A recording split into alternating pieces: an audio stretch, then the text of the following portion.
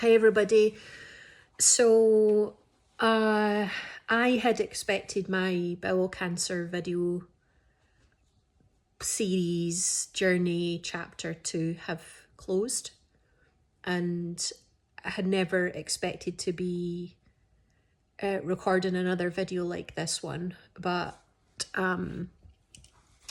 sometimes life throws us some curveballs, and I wanted to share what's really been happening. So the first and last time when I had my colon cancer diagnosis, I pretty much did the videos in line. There was a little bit of a lag time between live and what was happening, and that allowed me to share with those that were closest to me and within my circle of friends and family and co-workers and so on, what was going on, where I was, how I was feeling, and that worked really well for me, because although the diagnosis was scary, the prognosis and the future state, I had a lot more confidence around. I had my stoma reversed in October, November time to 2022, which meant I was due my annual scans last October, November time, which I went through. And I was called back in to see my colorectal surgeon 3 days after he reviewed the scans, and was given some pretty shocking news. So that was 6 months ago. What I'm going to do now moving forward is take you through what's happened over the next series of videos, some of which were shot live at the time and some of which I'll shoot now that I'm through this part of the journey. So I was called in to see my surgeon, and they explained to me that the scans that they took, they found, so the good news was anything that was kind of mid-chest down was totally clear, so my colon was clear, but unfortunately they found a 6 centimetre tumour in my liver that they deemed was cancerous. They found a small cancerous tumour in my left lung, and they found a small cancerous tumour in my right lung. The initial advice was they were, if it wasn't for my age and fitness levels, they would probably have put me just on palliative care, which was a bit of a shock. And because I had recovered so well and I'm young, they were willing to put me through multiple surgeries to remove them, and then we'd have some conversations about what needed to happen after surgery. So the plan come December time was get a bunch of more scans to see that there wasn't anything else that was in the body. So I had more CT scans, a PET scan.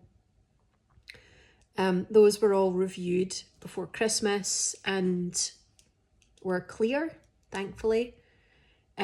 So I was booked in for liver surgery first, which I had in January, and then I had 2 months recovery before I was referred to the thoracic team, which is chest. I had my second surgery on the 5th of May and had 4 weeks recovery with time on the waiting list again, and then I was operated on the 23rd of July, and we are now the 27th or 28th or something like that. So that was what I got told in December time. I've had my 3 surgeries. I've been doing a lot of other things. The future looks a lot brighter, a lot clearer, and I would like to take the next few weeks and months to walk you through what this journey's been like. Because I know for a lot of cancer patients, people who've had cancer cells in their body, the biggest fear is that there will be a reoccurrence. And I, unfortunately, have lived through that. Or fortunately, depending on which way you look at it, because the things that I've discovered have changed the direction of my life, and actually probably some of my family members and friends, and will have a much wider impact than I ever imagined. So that's my shocking news, but I wanted to just open the door back up and explain why there's going to be a bunch more videos. Stick with me and let me just take you through it. I'm in a good place. It's been a really hard road. Having multiple surgeries over the space of 6 months has been really difficult.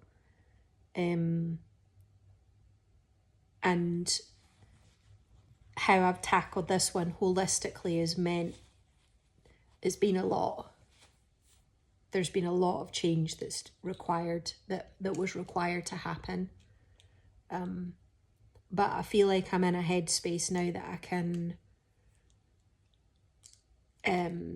give some commentary around what that journey's been like, and some of the things that I've been doing, and how I've felt, and how I feel about the future. So that's my latest update. It's not as grim as the video sounds. There's going to be a happy ending to it. So stick with me while I take you through everything. I'll see you in the next video for what happened next.